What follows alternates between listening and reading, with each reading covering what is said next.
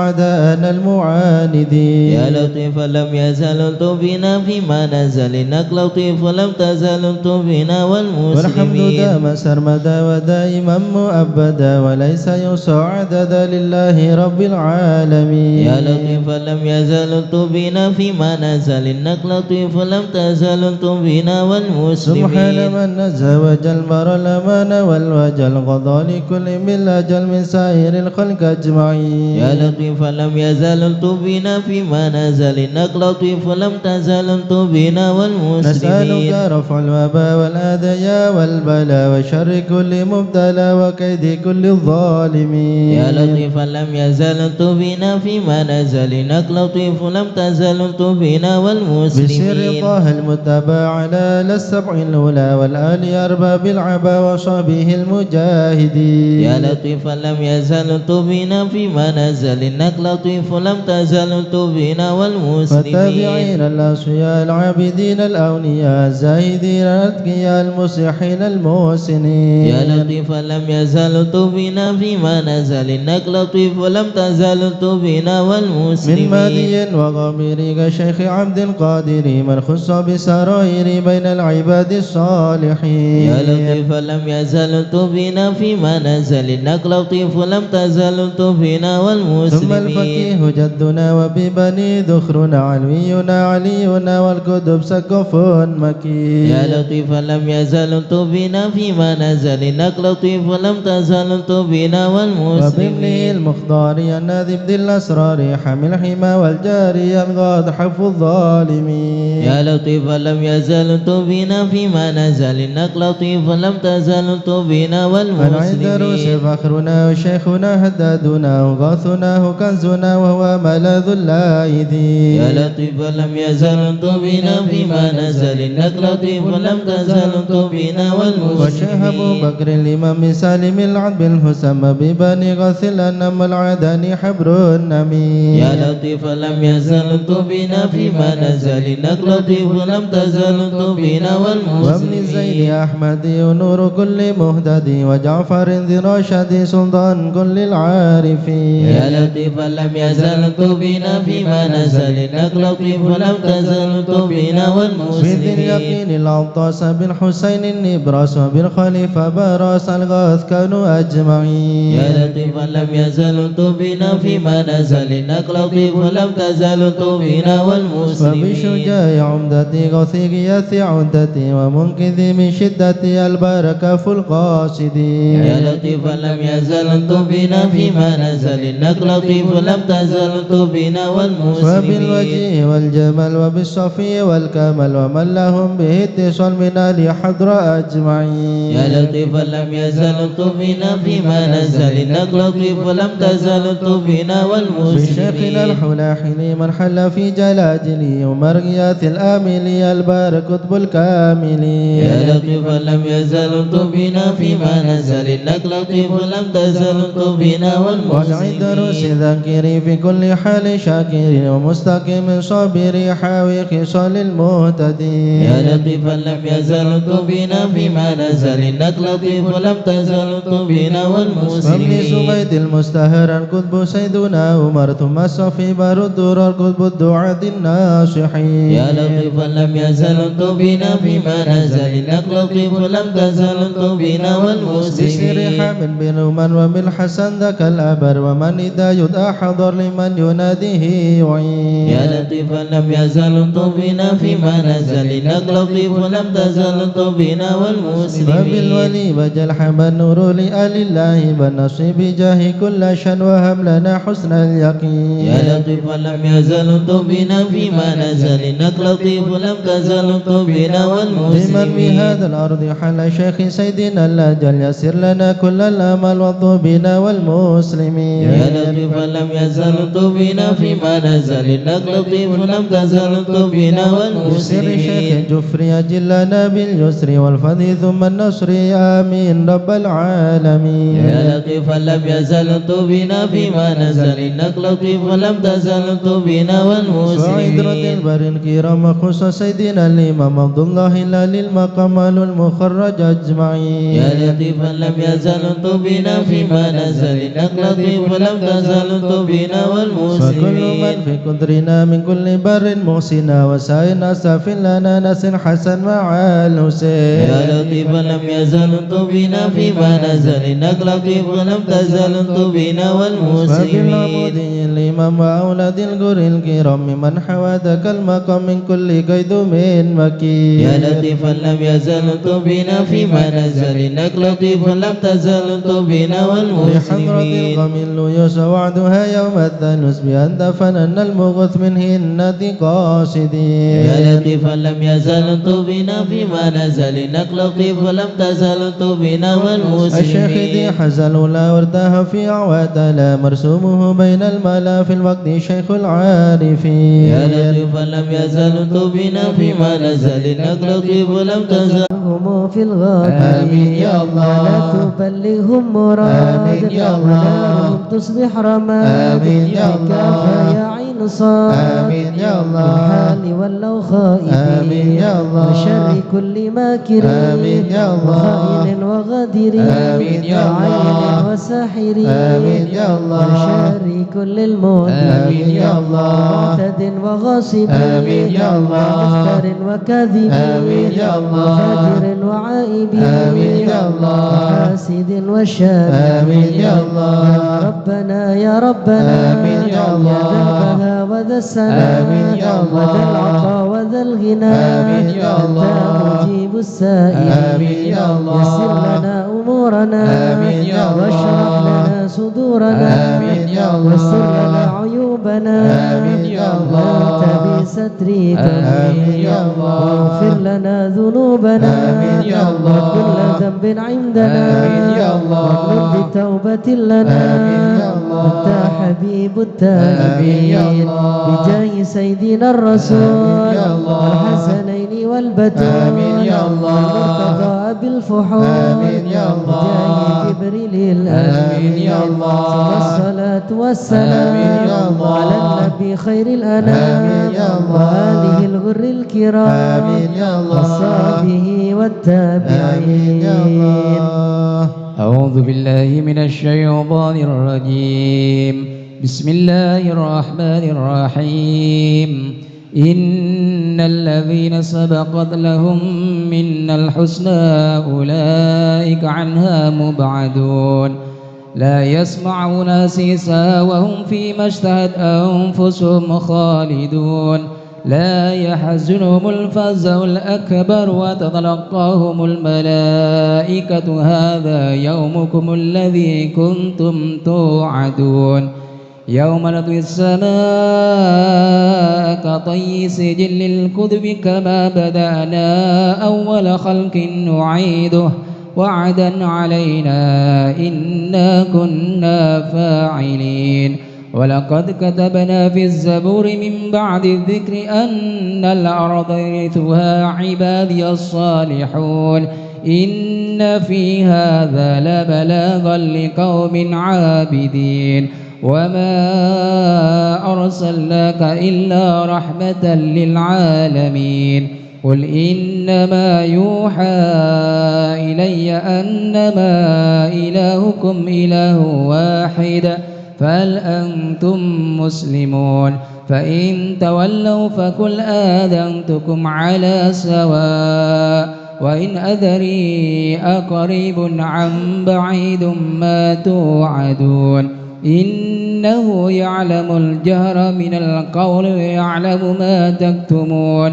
وإن أدري لعله فتنة لكم ومتاع إلى حين قال رب احكم بالحق وربنا الرحمن المستعان على ما تصفون صدق الله العظيم. يا أرحم الراحمين ارض بنا في قضاء يا أرحم الراحمين ارض بنا في وعافنا قضاء يا إلهي من نوازل البلاء يا أرحم الراحمين ارض بنا في وهب لنا قضاء الخير كل وادنا بهدى يا أرحم الراحمين ارض بنا في قضاء ونستعينك ونستغنيك عمن سواك أرحم الراحمين الطف بنا في قضاء صاحب الفضل والإحسان نرجو عطاء يا أرحم الراحمين الطف بنا في قضاء كل المطالب كلها في رضا يا أرحم الراحمين الطف بنا في لك قضاء نعبد ونشهد مشهدنا نرى يا أرحم الراحمين الطف بنا في ونشهد قضاء أنك ترانا نور عين يا اصطفاء أرحم الراحمين الطف بنا في قضاء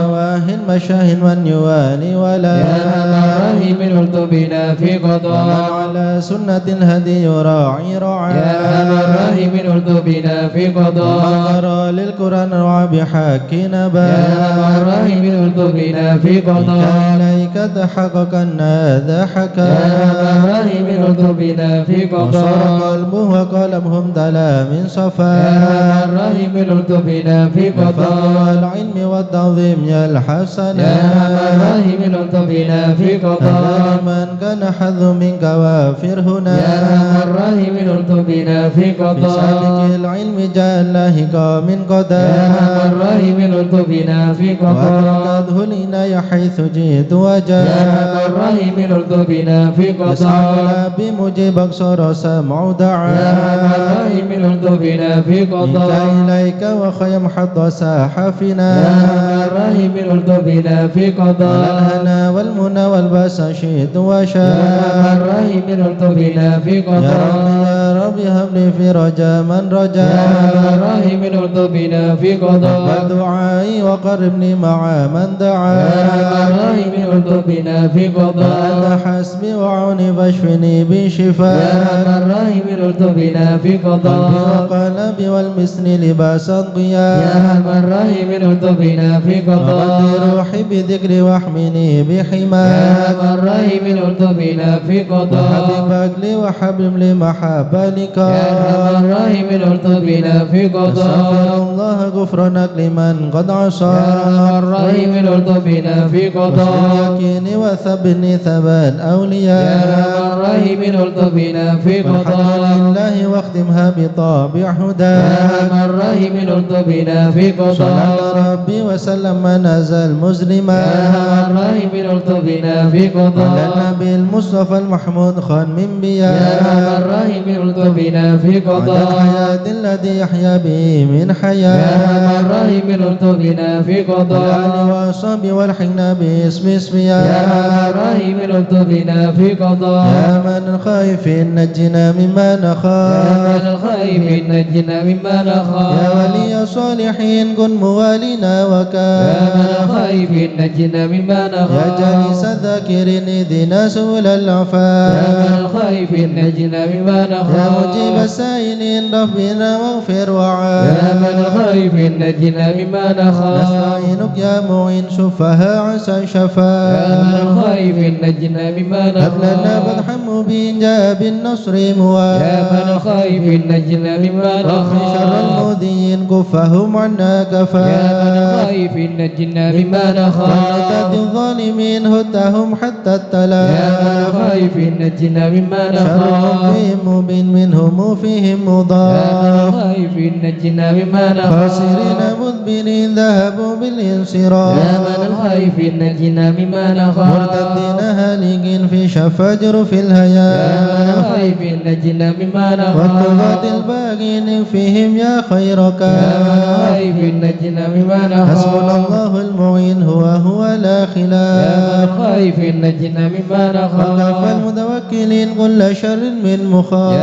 الخائف نجنا مما هو رب نخاف العالمين وإليه الانعطاف يا من الخائف نجنا مما كافنا الحس نخاف الحسين من سواه ما يا من نخاف الخائف نجنا مما وصلاة نخاف كل حين وسلام الله يا من وآله الخائف نجنا مما تبلغ نخاف الهدي الأمين وآل أصحاب يا من الأفاق الخائف نجنا مما أخوها نخاف للمسلمين المساكين يا الدعاء من الخائف نجنا مما بارك الله نخاف المدين له بهم ارحم ورا يا من الخيف نجنا مما يا نخاف توتب علينا وارحمنا وانظر إلينا يا توتب علينا وارحمنا وانظر يا إلينا توتب علينا سامحنا بما جنينا يا توتب علينا سامحنا بما يا جنينا توتب علينا اغفر لنا ولوالدينا يا توتب علينا اغفر لنا يا ولوالدينا الله بتوبة توبة مغفرة والجمال دنيا يا وآخرة الله بتوبة توبة مغفرة والجمال دنيا يا الله وآخرة بتوبة وقبل وإحسان يا الله بتوبة قبل درج يا الأكفان الله بتوبة وقبول وإحسان يا الله بتوبة قبل درج يا الله الأكفان رضا يا الله رضا والعفا ما قد مضى الله رضا يا الله رضا والعفو عما قد يا الله مضى رضا يا الله رضا يا الله بتوبة وقبول يا الله رضا يا الله رضا يا الله بتوبة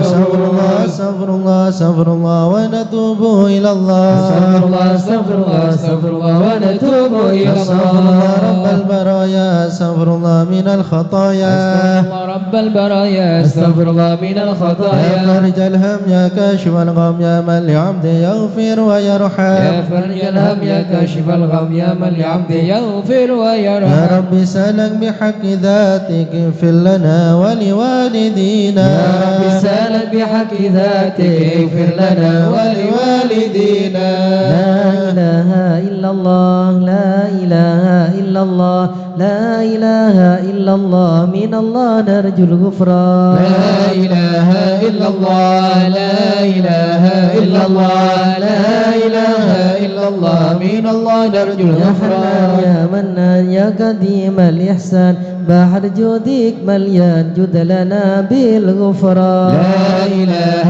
إلا الله لا إله إلا الله لا إله إلا الله من الله نرجو جد الغفران هذا الإنسان عبد سوء خزيا من ذنوبي وحلا خائف إنك غضبا لا إله إلا الله لا إله إلا الله لا إله إلا الله من الله نرجو الغفران جد لهذا الإنسان عبد سوء خزيا من ذنوبي وحلا خائف إنك غضبا لا إله إلا الله لا إله إلا الله لا إله إلا الله من الله ربنا نرجو الغفران نستغفرك ربنا نستغفرك ولنا ظن فيك يا رجهل الإيمان لا إله إلا الله لا إله إلا الله لا إله إلا الله من الله نرجو الغفران فاكتب بك لاجي لم يزل بالداجي قائلا يا حنان لا إله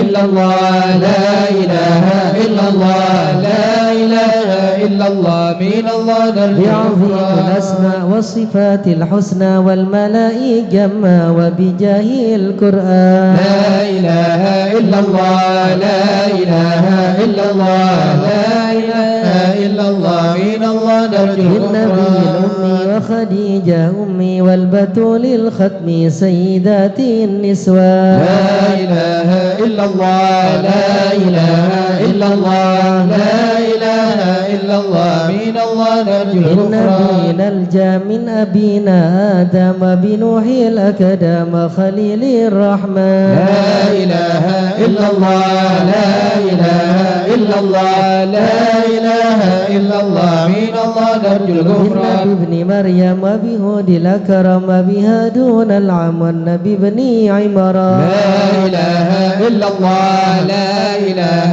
إلا الله لا إله إلا الله من الله نرجو وبجاه الغفران الأصحاب وبجاه الأقضى والولي الأواب شيخنا با سوداء لا إله إلا الله لا إله إلا الله لا إله إلا الله من الله نرجو لمشايخ الإسلام الغفران أهل علم محكم والولي بن بسطام والولي بن جيلان لا إله إلا الله لا إله إلا الله لا إله إلا إلا الله من الله نرجو يا الغفران إله يا العالم إله العالم تربه بشار يا إله العالم وفقيه المشهار يا إله العالم العلوي الأبرار يا إله العالم بهم حالي زاد يا إله العالم عينات اليوم يا إله العالم ما هم في الكون يا إله العالم بدا مني له يا إله العالم للغفران يا إله العالم حسن بن صالح يا إله العالم بحر نور ضافي يا إله العالم لا تكني فاضي يا إله العالم يا صمد يا منان يا إله العالم مثل شيخ المشهد يا إله العالم ناصر أحمد يا إله العالم به ثم الجاد يا إله العالم للمعالي لو مشاد يا إله العالم لنا بالمظلوم يا إله العالم فرد مثل أيوب يا إله العالم فرحة يعقوب يا إله العالم حين زالت يا الأحزان إله العالم ربنا اغفر وارحم يا إله العالم واعف عما تعلم يا إله العالم فإن جودك دعا يا إله العالم انسى خلق يا والجان إله العالم ودروس القرآن يا إله العالم واجتماع الإخوان يا إله العالم بدعاء الرحمن يا إله العالم سرهم والعلام يا إله العالم حبيب المخضار يا إله العالم قائما بالأسحار يا إله العالم قائلا يا غفار يا إله العالم جد لنا بالغفران يا إله العالم استجب لي واسمع يا إله العالم ولنا الكل أجمع يا إله العالم ولمن لك يا يضرع إله العالم طالبا للإحسان يا إله العالم وصلاة تترى يا إله العالم لمن خص بالإسراء يا إله العالم وذويه ترى يا إله العالم جميع يا إله الأزمان العالم يا علم السر منا لا تهدك ستر عنا وعافنا واعف عنا وكلنا حيث كنا يا عالم السر منا لا تهدك الستر عنا وعافنا واعف عنا وكلنا حيث يا كنا رب يا عالم الحال إليك وجهت الآمال فامنن علينا بالإقبال وكلنا واصلح البال يا عالم السر منا لا تهدك الستر عنا وعافنا واعف عنا وكلنا حيث كنا يا رب يا رب الأرباب عبدك فقيرك على الباب أتى وقد بت الأسباب مستدركا بعدما ما يا عالم السر منا لا تهدك الستر عنا وعافنا واعف عنا وكلنا حيث كنا يا واسع الجود جودك الخير خيرك وعندك فوق الذي رمى عبدك فادرك برحمتك في الحال يا عالم السر منا لا تهدك الستر عنا وعافنا واعف عنا وكلنا حيث يا كنا مجيد الخلق ترى وموسع الكل برا أسألك اسبل سترى على القبائح والأخضار يا عالم السر منا لا تهدك الستر عنا وعافنا واعف عنا وكلنا حيث يا كنا من يرى سر قلبي حسبي اتلاعك حسبي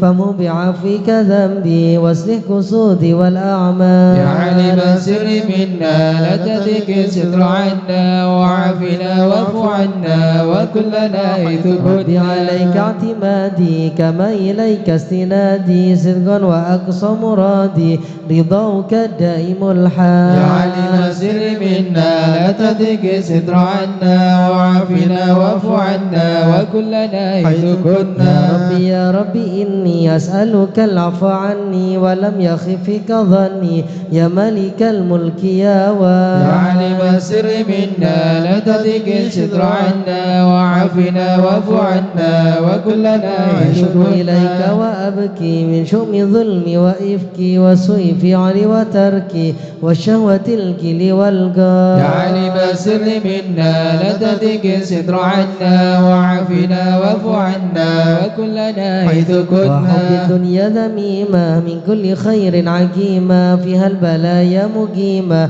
وحشوها أفت واشغال يا عالم السر منا لا تهدك الستر عنا وعافنا واعف عنا وكلنا حيث كنا يا ويح نفس الغوية عن السبيل السوية أضحت تروج علي وقصدها الجاه والمال يا عالم السر منا لا تهدك الستر عنا وعافنا واعف عنا وكلنا حيث يا كنا رب قد غلبتني وبالأمان سبتني وفي الحدود كبتني وقيدتني بالأكبار يا عالم السر منا لا تهدك الستر عنا وعافنا واعف عنا وكلنا حيث قد كنا. استعنتك ربي على مداوة قلبي وحل عقدة كربي فانظر إلى الغم ينجى. يا عالم السر منا لا تتك الستر عنا وعافنا واعف عنا وكلنا حيث كنا. يا ربي يا خير كافي اعلل علينا العوافي فليس شيء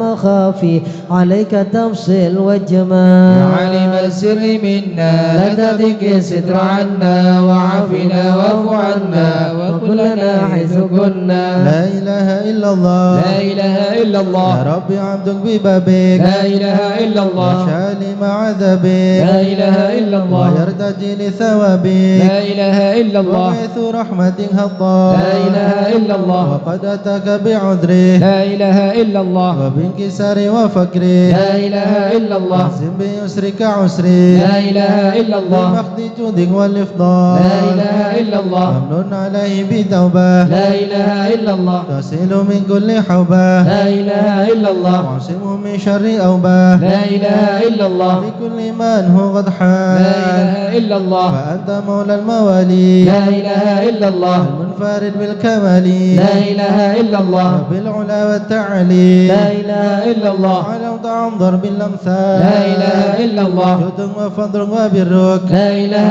إلا الله. يرجى وبشر وقهرك لا إله إلا الله. يخشى وذكرك وشكرك لا إله إلا الله. لازم وحمد والإجلال لا إله إلا الله. يا ربي أنت ناصري لا إله إلا الله. فلكني كل خيري لا إله إلا الله. واجعل جنانك مصيري لا إله إلا الله. واختم بالإيمان الأجال لا إله إلا الله. وصل في كل حالة لا إله إلا الله. على مزيل الضلالة لا إله إلا الله. من كلمته الغزالة لا إله إلا الله. محمد الهدي الدال لا إله إلا الله. والحمد لله شكرا لا إله إلا الله. على نعم منه تترى لا إله إلا الله. أحمد سرا وجهرا لا إله إلا الله. وبالغدايا والأصال لا إله إلا الله. يا أرحم الراحمين يا أرحم الراحمين يا أرحم الراحمين فرج على المسلمين يا أرحم الراحمين يا أرحم الراحمين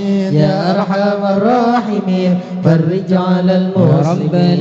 يا كريم يا ربنا يا رحيم أنت الجواد الحليم وأنت نعم المعين يا أرحم الراحمين يا أرحم الراحمين يا أرحم الراحمين فرج على وليس المسلمين. نرجو سواك فادرك إلهي دراك قبل الفناء والهلاك يعم دنيا ودين يا أرحم الراحمين يا أرحم الراحمين يا أرحم الراحمين فرج على وما لنا ربنا سواك يا حسبنا يا ذا العلا والغنى ويا قوي يا متين يا أرحم الراحمين يا أرحم الراحمين يا أرحم الراحمين فرج على المسلمين يقيم على عدلك كي نستقيم على هداك القويم ولا نطيع اللعين يا أرحم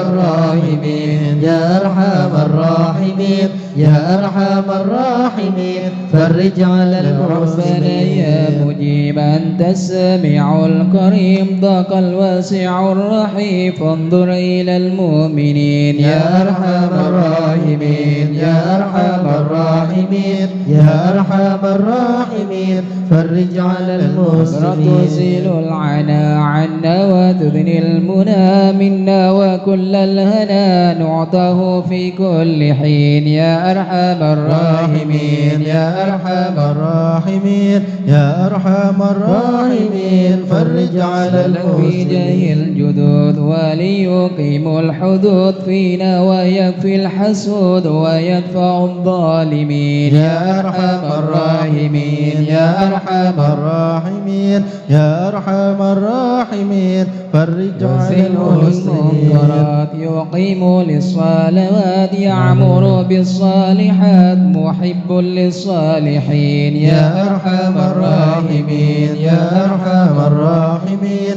يا أرحم الراحمين الراحمين فرج على كل المسلمين الحرام يقهر كل الطغام يعدل بين الأنام ويؤمن الخائفين يا أرحم الراحمين يا أرحم الراحمين يا أرحم الراحمين فرج على المسلمين عامنا في مبارك دوام يدوم في كل عام على ممر السنين يا أرحم الراحمين يا أرحم الراحمين يا أرحم الراحمين فرج على المسلمين المسلمين الشاكرين وتوفنا مسلمين نبعث من الآمنين في زمرة السابقين يا أرحم الراحمين يا أرحم الراحمين يا أرحم الراحمين فرج على المسلمين يا طه الرسول جد ربنا بالقبول وهب لنا كل سول رب استجب لي أمين يا أرحم الراحمين يا أرحم الراحمين يا أرحم الراحمين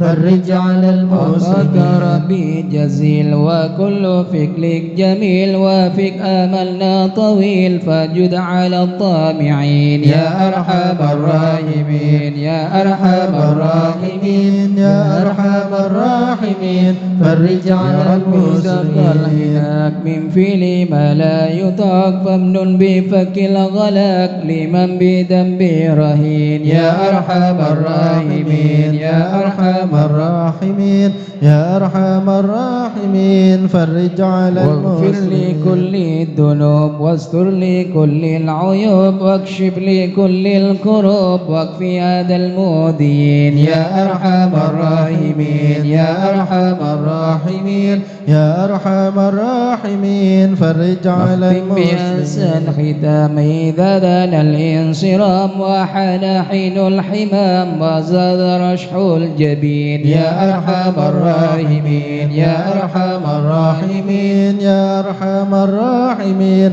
فرج على والصلاة والسلام على شفيع الأنام والآل نعم الكرام والصحب والتابعين يا أرحم الراحمين يا أرحم الراحمين يا أرحم الراحمين فرج على المسلمين مشايخ الحضرة سلنا نضرب بجاهل الله يمهو ذنوب الله مشايخ الحضرة سلنا نضرب بجاهل الله يمهو ذنوب الله ونستمد بالله بجاهل الله نفوز بحول الله مشايخ الحضرة سلنا نضرب بجاهل الله يمهو ذنوب الله الشامل يصلح لنا العاجل في الحال والآجل والكل فضل الله شيخ النظرة سلنا نظرة بجهل الله يمهو ذنوب الله قد جاء النظر من الشريف الضخم عن الجمال الفخم حبيبنا في الله شيخ النظرة سلنا نظرة بجهل الله يمهو ذنوب الله من طالب المخضر المخبد الصبر مطهر الأسرار سليل أهل الله شيخ النظرة سلنا نظرة بجهل الله يمهو ذنوب الله القادة القدوة سادة الصفة ذي ما لهم شهوة إلا لذكر الله شيخ النظرة سلنا نظرة بجهل الله يمهو ذنوب الله مثل الإمام الفخر عن رفيع القدر كالشمس لا كالبدر يضي لخلق الله شيخ النظرة سلنا نظرة بجهل الله يمهو ذنوب الله بكر بن سالم هو حتف للظالم الفجر الغاشم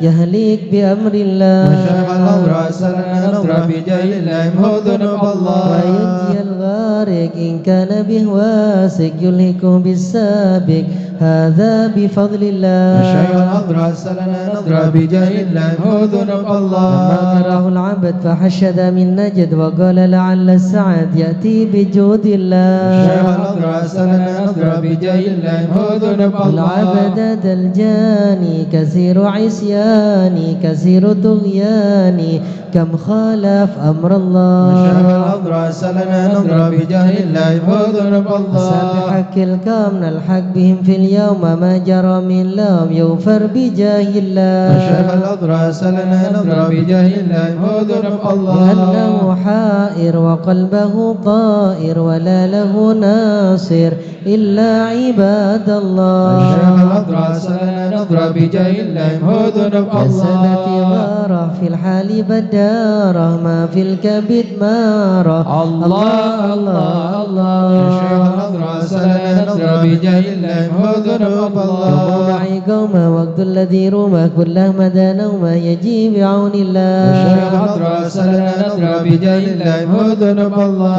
كفى ما بي داول أصوابي في الحال يا أحبابي فإنكم بالله الشيخ نضرة سلنا نضرة بجاه الله امحو ذنوب الله كونوا لنا نصر بالسيف والقدرة وكل ما نكره شوه شيء لله الشيخ نضرة سلنا نضرة بجاه الله امحو ذنوب حيا الله بكم هيا للدين والدنيا حيا بكم حيا حيا بنصر الله الشيخ نضرة سلنا نضرة بجاه الله امحو ذنوب الله جبرائيل أيضا وميكائيل فإنه قد كل في الوقت جار الله الشيخ نضرة سلنا نضرة بجاه الله امحو ذنوب الله والمصطفى الطاهر والمرتضى الناصر وبناه والباكر والكل حزب الله الشيخ نضرة سلنا نضرة بجاه الله امحو ذنوب الله حسبي بهم حسبهم صفوة الرب في الفضل والقرب والكل شيء لله الشيخ نضرة سلنا نضرة بجاه الله امحو ذنوب الله صل وسلم دوب على النبي المحبوب بيحصل المطلوب اجمع بفضل الله الشيخ نضرة سلنا نضرة بجاه الله امحو ذنوب الله يلا بها يلا بها يلا بحسن الخاتمة يلا بها يلا بها يلا بحسن الخاتمة ولا العقول السالمة ولا القلوب العالمة يلا بها يلا بها يلا بحسن الخاتمة قوموا بهم عازمة بصدق نية جازمة يلا بها يلا بها يلا بحسن الخاتمة إليها المنتهى قد قال أرباب النهى يلا بها يلا بها يلا بحسن يلا الخاتمة بها يلا بها دواء عجيبة تامة يلا بها يلا بها يلا بحسن يا الخاتمة ربنا يا ربنا اطب بنا واغفر لنا يلا بها يلا بها يلا بحسن الخاتمة واختم بخير عندنا إبانا يوم الضامة يلا بها يلا بها يلا بحسن الخاتمة وعدوات قريب كل له منه نصيب يلا بها يلا بها يلا بحسن الخاتمة كان دان أو نصيب ومصيبة عامة يلا بها يلا بها يلا بحسن ثم الخاتمة إذا متات وغسلوا وكفنوا وكفنوا يلا بها يلا بها يلا بحسن الخاتمة وشيعوك ألحدوك وسرت جف خما يلا بها يلا بها يلا بحسن يا الخاتمة رب كن لي يا معين دار شاحا ملجبين يلا بها يلا بها يلا بحسن الخاتمة اختم إلهي باليقين من قبل لوم اللائمة يلا بها يلا بها يلا بحسن الخاتمة إياك ماهل المقر وإنما هي للممال يلا بها يلا بها يلا بحسن الخاتمة فكر واعمل في النظر ولا تكن كالسائمة يلا بها يلا بها يلا بحسن يا الخاتمة رب ما معنا أمل وكسبنا كل الزلال يلا بها يلا بها يلا بحسن لكن الخاتمة لنا فيك أمل تهي عظام الرحمة يلا بها يلا بها يلا بحسن قد حان الخاتمة حين الانتقال والعمر ولا في يلا ضلال بها يلا بها يلا بحسن الخاتمة لكن أرجو ذا الجلال بجاه والد فاطمة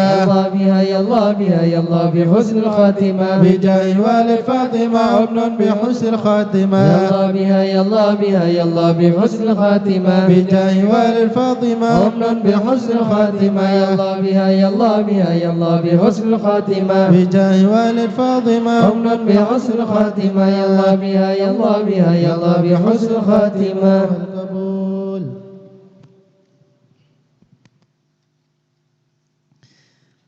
الفاتح إلى حضرة سيدنا وحبيبنا وشفيعنا رسول الله محمد بن عبد الله صلى الله عليه وسلم وسائر الأنبياء والمرسلين والآل وصحبه أجمعين والتابعين لهم بإحسان إلى يوم الدين وسائر عباد الله الصالحين أن الله يعلي درجاتهم في الجنة ويحمينا بحمايتهم ويمدنا بمددهم ويدخلنا في شفاعتهم وينفعنا ببركاتهم ويرزقنا محبتهم وتخلق بأخلاقهم ويشرنا في زمرة في عافية. الفاتحة.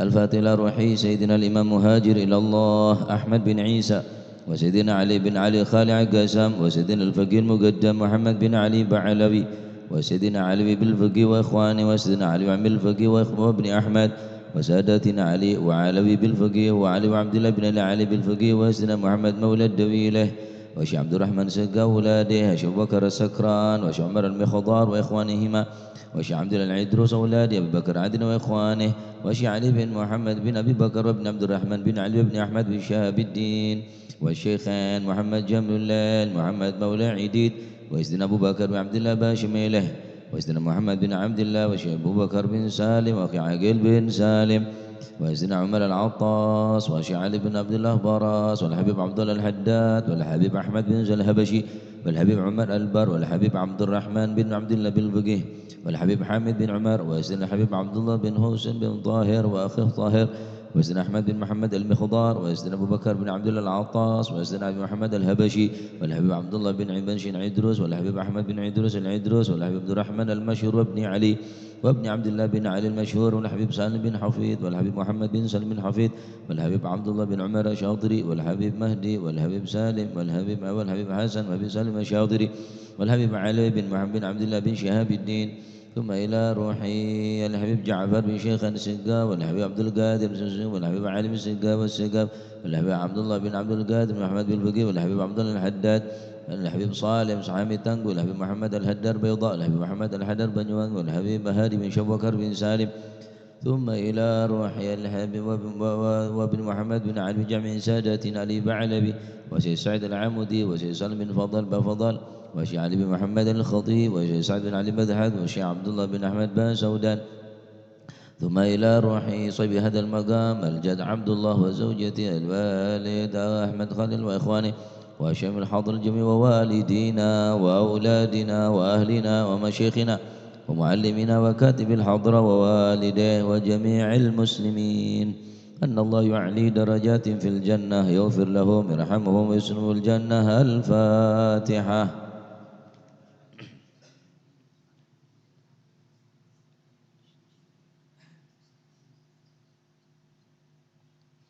الفاتحة ليسب القى والبخول والكرامة، ومن جاء من خير وصلنا بخير، ومن كان سببا لهذا الجمع العظيم والقراء والمستمعين، أن الله يجمل أحوالهم ويكون في عونهم ويتقبل منهم، يغفر لوالديهم ووالدينا ولجميع المسلمين، ويجمع قلوبنا على التقوى، ويحفظنا وإياكم من كل أذى وبلوى، ما العافية دائمة.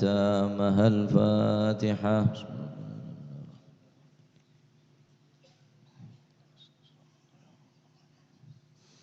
الفاتحة ببركة الحضرة الشريفة وهؤلاء سادة الأنجاب، أن الله يسل الأمم والأمة والرعي والرعية، ويفرج على المسلمين، يرحمهم برحمة هنيئة مريئة نافعة، ويطرح فيها الخير والبركة، ويعجل بها يسل سادة العلوية، يغفر ذنوبنا، يستر عيوبنا، ويسهل مطلوبنا، ويحسن أخلاقنا، ويوسع من الحلال أرزاقنا، ويكفينا شر الأذيات والبليات، ويطفئ نار الفتن والمحن ما ظهر منها وما بطن، ويطل أعمارنا في طاعته ومحبته ورضاه، ويمن علينا بكمال محبته ومحبة نبيه محمد صلى الله عليه وسلم، واتباع شريعته والاقتداء به وبسلفنا الصالحين، أن الله يعطي كل سائل منا منكم سؤلا ومأمولا على ما يرضي الله ورسوله،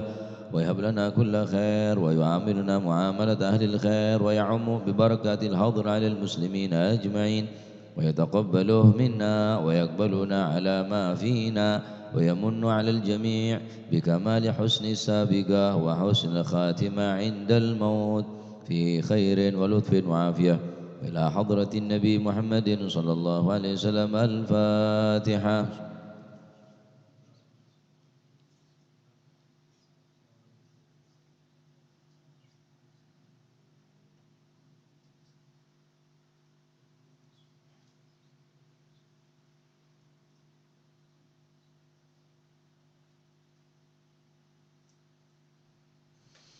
بسم الله الرحمن الرحيم. الحمد لله رب العالمين، والصلاة والسلام على أشرف الأنبياء والمرسلين، سيدنا ومولانا محمد وعلى آله وصحبه أجمعين. قال المؤلف رحمه الله تعالى: ونفعنا به وبعلوم في الدارين آمين. Bismillahirrahmanirrahim. Radhiyallahu ankum wa qala radhiyallahu an qala Abu Uthman Al-Hiri rahimahullahu ta'ala as-suhbatu ma'allahi ta'ala bidawamil haibati wal muraqabah wa ma'ar rasuli sallallahu alaihi wasallam bittiba'i sunnatihi wa luzumi zahiril ilm wa ma'a awliya'illahi ta'ala bil ihtiram wal khidmah ومع الأهل بحسن الخلق ومع الإخوان بدوام البشير ما لم يكن إثما ومع الجهال بالدعاء لهم والرحمة عليهم فعليك أيها الأخ بتعظيم أهل العلم وإعطائهم حقهم كائنين ما كانوا لأنهم حمال الشريعة المطهرة الدعاة إلى الله الآمرون بالمعروف والناهون عن المنكر فبهم يقتدى وبنورهم يهتدى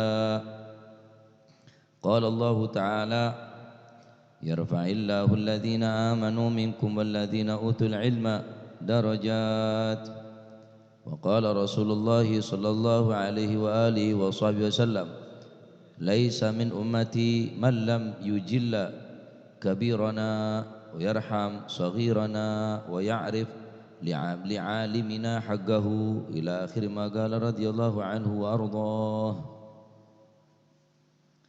Qala Abu Uthman Al-Hiri, berkata Al-Imam Abu Uthman Al-Hiri rahimahullahu ta'ala, semoga Allah subhanahu wa ta'ala merahmatinya. As-suhbatu ma'allahi ta'ala bidawamil haibati wal muraqabah, berteman dengan Allah, selalu bersama Allah, bidawamil haibah, dengan selalu melanggengi al-haibah wal muraqabah, dan selalu mengingatnya, merasa diperhatikannya, merasa dalam perhatiannya, sehingga orang mula selalu abareng Allah subhanahu wa ta'ala dengan selalu menghadirkan haibah dalam hati, rasa pengagungan daga Gusti Allah, merasa aban gela selalu diperhatikan oleh Allah, al-muraqabah, sehingga aban takut untuk melakukan maksiat karena aban merasa selalu diperhatikan, dipandang oleh Allah. Orang saya masuk ke tempat-tempat seneng tempat gela beda pengintai atau beda CCTV, maka orang ini tak bengal ngecok, tak bengal ngalak neng tuku-tuku besar. Anapa? Sebab ada CCTV, muraqabah, selalu diperhatikan, selalu dilihat.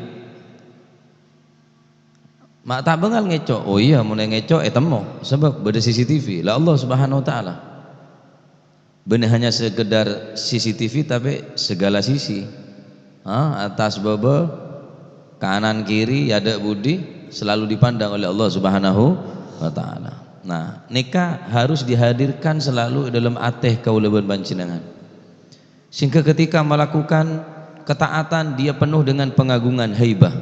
Jadi ibadahnya tak aja, dia mengagungkan Allah dengan melakukan perintahnya berupa sholat 5 waktu, bacaan Al-Quran, sehingga dalam hati benih acak-acakan, benih asal-asalan ibadahnya. Dan kadang ada orang yang sholat cuma ada pengagungan dalam hati, ada haibah, sehingga terkesan ibadahnya gaja. Aneka mulai hindaren, mulai abek teki tingkatan kulu panjenengan supaya tak keadaan terus merosot nganeka. Ketika kulu panjenengan melakukan ketaatan yang berupa ibadah, maka hendaklah dibarengi atau disertai dengan haibah, mengagungkan Allah subhanahu wa ta'ala. Ketika kulu panjenengan merasa terong ngelakukan maksiat, selalulah merasa muraqabah Allah subhanahu wa ta'ala, selalu ngetela. Kira-kira sampean mabuk ya dengan guru tak pantas, sampean mabuk wal'iyadzubillah azina ya dengan anak tak pantas, azina ya dan orang tua tak pantas, ya dan guru tak pantas. Lah terus dari azina ya dan Allah subhanahu wa ta'ala, karena ada tempat saya bisa terlindung daripada pandangan Allah. Mun beda orang maksiat aroma saabe ne pandang bi Gusti Allah berarti ngenyek dia pandang na Gusti Allah. Lah tahu cak Gusti Allah ngabes ningali memperhatikan tapi aben tetap ngelakuin maksiat berarti ngenyek dia pandang Allah Subhanahu wa taala.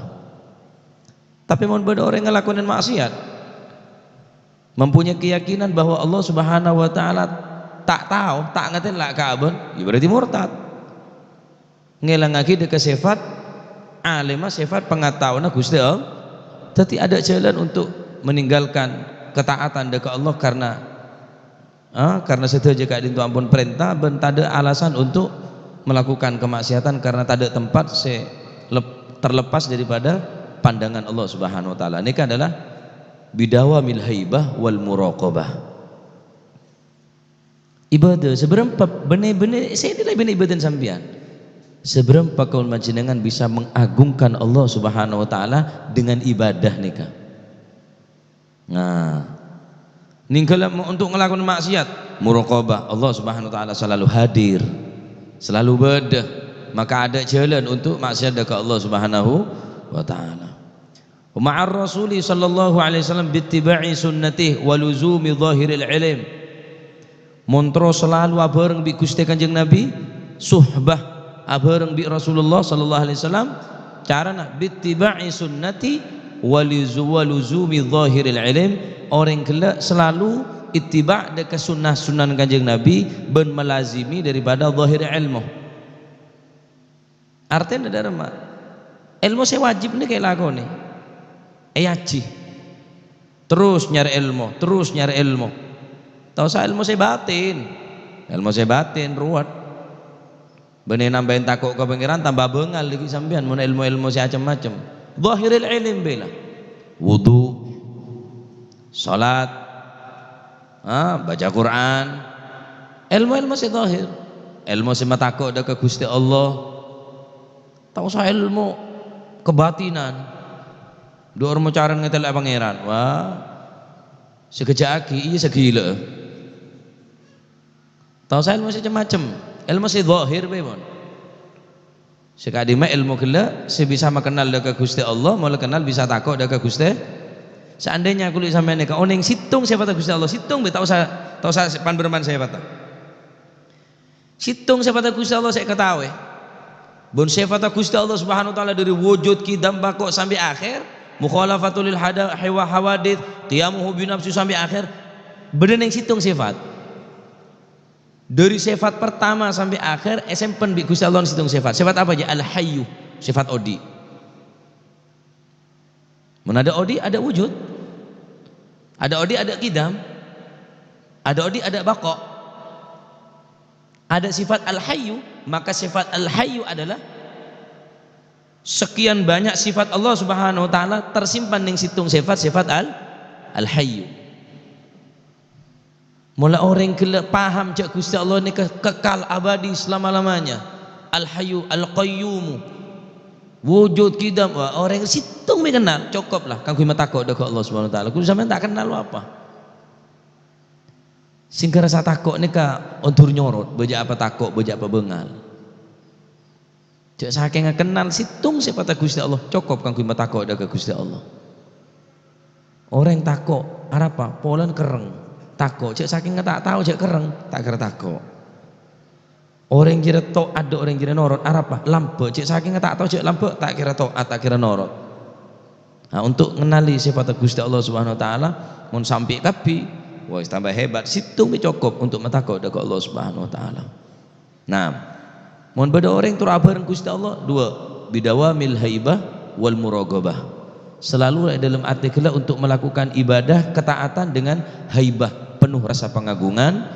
Adapun orang kala mun untuk ajakan nafsu, ajakan syaitan untuk melakukan kemaksiatan, aban bereneng makom muraqabah, aban aromasa selalu pandang tining Allah Subhanahu wa taala. Montroan dia suhbah abareng bi Kanjeng Nabi. Dua kia apa jadi odiin sunnah Kanjeng Nabi. Norok bunte ittiba dekat sunnah Gusti Kanjeng Nabi waluzumi zahiril ilm ben selalu melazimi nyari ilmu se zahir ilmu se kang kuwi matakok dekat Allah Subhanahu wa taala. Wa ma'a auliya illahi taala bil ihtiram wal khidmah. dan untuk selalu bersama orang-orang wali-walina Allah Subhanahu wa taala. Maka mun kula bi sampean terus selalu abareng bi para beli berdua kia napa neka al-ihtiram, memuliakan aulia kala, wal khidmah, ben selalu khidmah ngelatini. Siapa beli? Siapa saya yang sampean orang saya soleh. Orang saya yang sampean orang saya soleh, orang saya semak dekat Gusti Allah, karena tak mungkin beli dari orang yang coba, tak mungkin. Beli neka orang yang saya soleh berpotensi untuk jadi beliin Gusti Allah.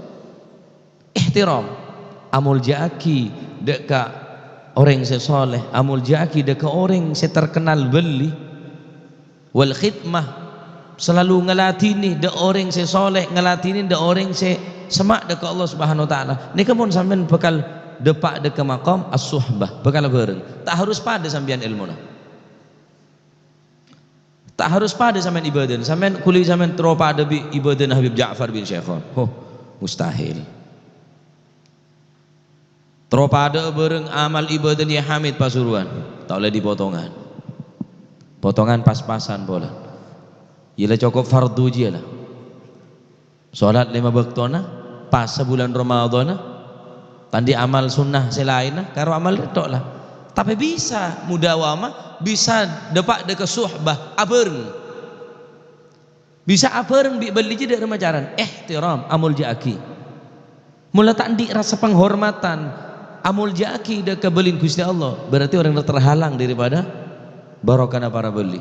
Mereka orang sepercaya dak beli, berarti dia beli kene.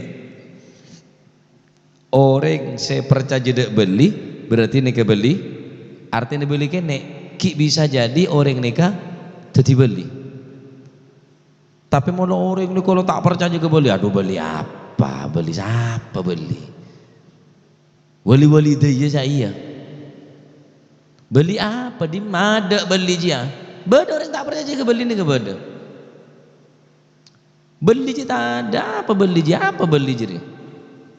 Beli waliullah, aneka beli saya kocak beli. Nah apa sih makna wa auliya Allah? Ala inna auliya Allahi la khaufun alaihim walahum. Tandanya beli punan. Orang si tak takut sama sekali kecuali takut dekat Gusti Allah. La khaufun alaihim walahum yahzanun, tak pernah susah urusan dunia.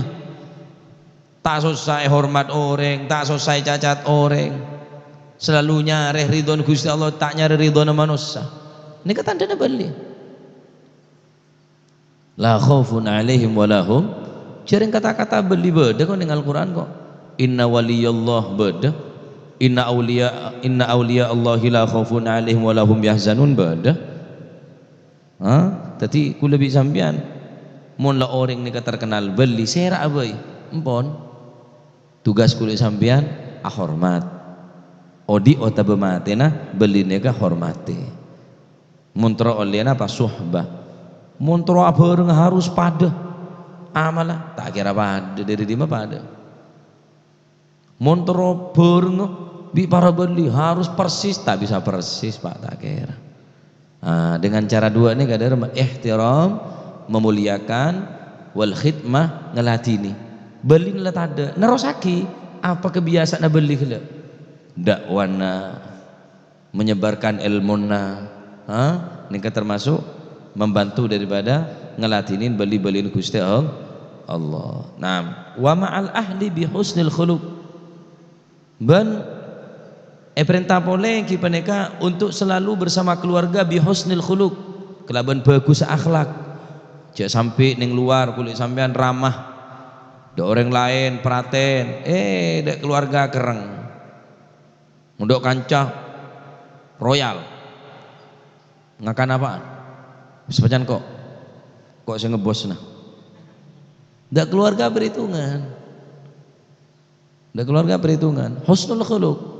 Dak orang santun, dak orang bagus akhlak. Oh, dak keluarga enggak tentara dak bawahan. Harus mancung, harus patuh, harus nunduk. Husnul khuluq biasa bila. Wa ma'al ahli husnul khuluq. Kelaban keluarga bagus akhlak. Nah, akhlak ini kasih penting. Saat makin ampun tade akhlak sing bagus nika pun tak menghiasi rumah tangga kula panjenengan. Dalam jere wis ada boleh akhlak Kanjeng Nabi. Ngakan letak maca bismillah boleh. Tedung letak maca doa boleh. Jika tedung tak maca doa. Masuk jeding tak maca doa, keluar jeding tak maca doa. Hampir tak ada akhlak dalam bungkulana. Mereka akhlak ni penting dalam bungkul neka. Odiin boleh akhlakul karimah. Aneka carana kelaban keluarga. Wa ma'al ikhwani bidawamil bishir malam yakun ithma. Adapun kelaban setretanan bidawamil bishir selalu melanggengi ingki peneka bil bishir kelaban muah si acir. Ketemuan kanca bagus dak masa tetangkeun dak masa tretanan malam yakun ithman keng menurusan tu saja. Beda tetangke beda teng orkes tahu sasir besiran tahu sasem kleseman tahu salong nolong tahu sa urusan agama urusan maksiat tak oleh kompromi. Adapun bik tretan neka bagus saling tolong menolong saling bantu membantu bagus saling mendoakan malam yakun ithman selama kita ada dosa menurusan dosa hatta sapa baca toro mak beda tretan ngajak bareng tak bener bener tretan moso berarti dia tretan dia ngajak tak bareng si bener tretan ini kebene memukul tapi merangkul tretan ini kebene menyakiti tapi mengobati yang ketretan tapi mentong yang ketretan tapi ngajak dak bareng sini bener tretan selama bener dosa terus bil bishir kelaban bagus. Nah, untuk menghadapi orang bodoh wa ma'al juhali bidu'a ilahum wa rahmati alaihim.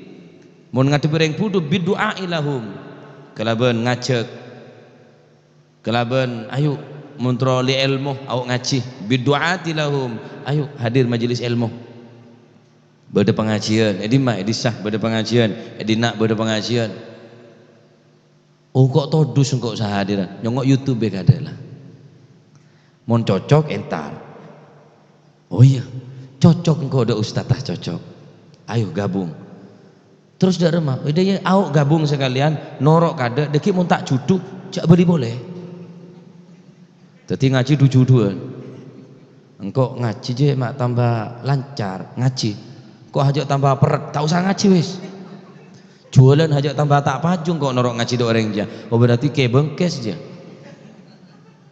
mak bisa ngaji yokor bi lancar tak lancar kelakuan jajal kada bae lah oh doati lahum warahmati alaihim oh lawan mas orang budu nih tahu sasar kasar budu je kasar mun kasare tambah jauh birrahmati lahum orang budu lah tak tahu apa orang budu orang budu tahu orang budu kalamuhu al jahir kalamuhu kal himar wa sukutuhu kal jidar orang budu mun nengak tembok mau ngomong ngak hemar